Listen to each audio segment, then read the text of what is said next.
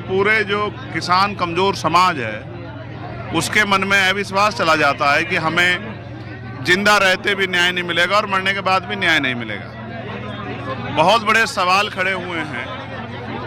राज्य सरकारें अगर एक एजेंसी से काम नहीं चल रहा दूसरी लगाती हैं, डबल एजी से काम नहीं चल रहा तो एजी को बुलाते हैं, सॉलिसिटर जनरल से काम नहीं चल रहा, एडिशनल सॉलिसिटर जनरल से काम नहीं चल रहा, सॉलिसिटर जनरल को बुलाते हैं। अगर बहुत बड़ा इशू है तो अटॉर्नी जनरल को बुलाते हैं। लेकिन कमज़ोरों के लिए ना वकील है ना न्यायपालिका से न्याय मिल रहा है। जैसे एविडेंस जो है सीबीआई ने कलेक्ट किए वैसे ही जो है जैसा आपने ऑर्डर कर दिए तकलीफदेह हैं। मैं तो जिस प्रदेश से मैं ज़्यादा देखता हूँ वहाँ कई ऐसे मामले मैंने देखे हैं जिसमें जज ये कहते हैं जो 304B पुरानी 304B दहेज हत्या, वो कहते हैं कि चलिए ठीक है आपने फैसला कर लिया लेकिन जान तो गई है। संत श्री आशाराम जी बापू के केस में नियुक्त जांच अधिकारी चंचल मिश्रा द्वारा कई केसेस में किए गए विवादास्पद अनुसंधान और उन पर हुई सख्त कार्यवाहियां। आज की वीडियो में हम देखेंगे किस प्रकार इस जांच अधिकारी ने बापू आशाराम जी के केस में महत्वपूर्ण सबूतों के साथ छेड़छाड़ की और कैसे मटेरियल एविडेंस को ध्वस्त कर दिया। पॉक्सो एक्ट में प्रावधान है कि लड़की जब कंप्लेंट लिखा रही हो अथवा बता रही हो तब पुलिस उसकी ऑडियो वीडियो रिकॉर्डिंग करे। बापू आशाराम जी के केस में दिनांक 20 अगस्त 2013 को कमला मार्केट पुलिस स्टेशन दिल्ली में एफआईआर लिखते समय थाने के रीडर कांस्टेबल पंकज ने वीडियोग्राफी की थी, लेकिन वो इन्वेस्टिगेशन एजेंसी द्वारा जोधपुर न्यायालय में पेश नहीं की गई। इसका कारण पूछने पर कमला मार्केट पुलिस स्टेशन दिल्ली की एएसआई पुष्पलता ने न्यायालय में कहा पंकज कांस्टेबल ने दिनांक 20 अगस्त 2013 को पीड़िता की लिखित रिपोर्ट के संबंध में वीडियोग्राफी थानाधिकारी प्रमोद जोशी के आदेश से मेरी मौजूदगी में अपने मोबाइल से की थी। रिकॉर्डिंग करने के बाद मोबाइल पर मैंने उस रिकॉर्डिंग को वापस देखा था। मैं आज उस वीडियोग्राफी को पेश नहीं कर सकती हूं क्योंकि वो वीडियोग्राफी मेरे पास नहीं है। एएसआई पुष्पलता के मना करने पर जब ये बात न्यायालय में इन्वेस्टिगेशन ऑफिसर चंचल मिश्रा से पूछी गई तब उन्होंने क्या जवाब दिया।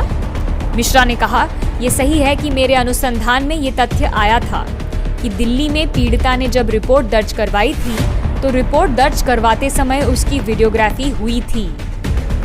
मैंने दिल्ली में रिपोर्ट लिखाते समय जो वीडियोग्राफी हुई थी उसके मेमोरी कार्ड या सीडी को अनुसंधान में प्राप्त नहीं किया था, अर्थात उस वीडियो को संदेहास्पद तरीके से गायब कर दिया गया।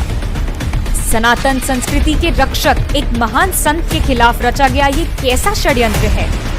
उत्तर प्रदेश से अपने आप को नाबालिग कहने वाली एक लड़की दिल्ली के पुलिस स्टेशन में रात को 2 बजे आती है और जोधपुर की घटना बता के पॉक्सो एक्ट के अंदर 0 एफआईआर लिखवाती है। मीडिया कुप्रचार से जमीन आसमान एक कर देती है। संत को गिरफ्तार किया जाता है और जांच अधिकारियों के द्वारा दिल्ली के पुलिस स्टेशन में आधी रात को घटी उस घटना के सबूत को मिटाया जाता है। जितने भी प्रमाण संत की सच्चाई का समर्थन करते थे उन्हें मिटाया जाता है और मिटाने वाले उन अधिकारियों को बापू आशाराम जी को सजा सुनाने के बाद उनकी कार्य दक्षता के लिए सरकार के द्वारा अवार्ड्स दिए जाते हैं। आखिर किसके इशारे पर खेला जा रहा है ये षड्यंत्र?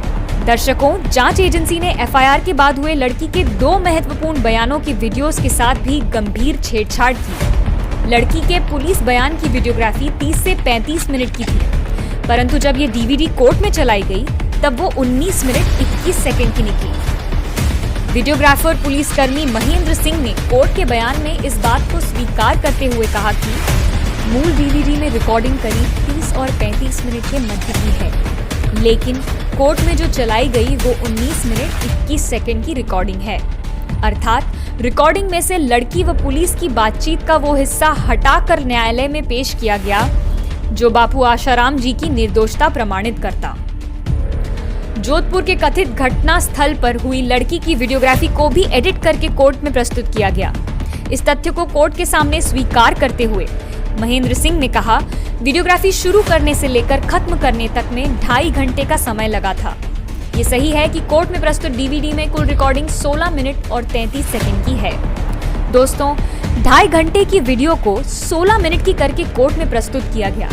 ये डीवीडी जब कोर्ट में चलाई गई तब उसमें 13 बार आवाज और पिक्चर के इंटरप्शन पाए गए। इससे साफ जाहिर है कि जांच एजेंसी ने महत्वपूर्ण सबूतों को अपने पक्ष में करने के लिए उनके साथ टैंपरिंग की है और ये क्राइम है। बापूजी के अधिवक्ता द्वारा इन दोनों वीडियोग्राफीज के ओरिजिनल मेमोरी कार्ड के बारे में पूछे जाने पर महेंद्र सिंह व जांच अधिकारी चंचल मिश्रा ने स्वीकार किया कि इन दोनों वीडियोस की ओरिजिनल मेमोरी कार्ड जब्त नहीं किया गया था। सवाल उठता है, कहां गया वो मेमोरी कार्ड?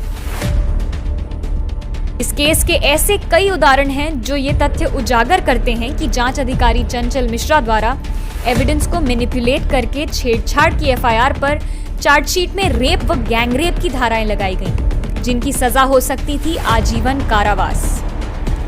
आखिर वो कौन है जो चाहता है कि बापू आशाराम जी आजीवन कारावास में ही रहें? और इसके पीछे क्या है उनका मकसद?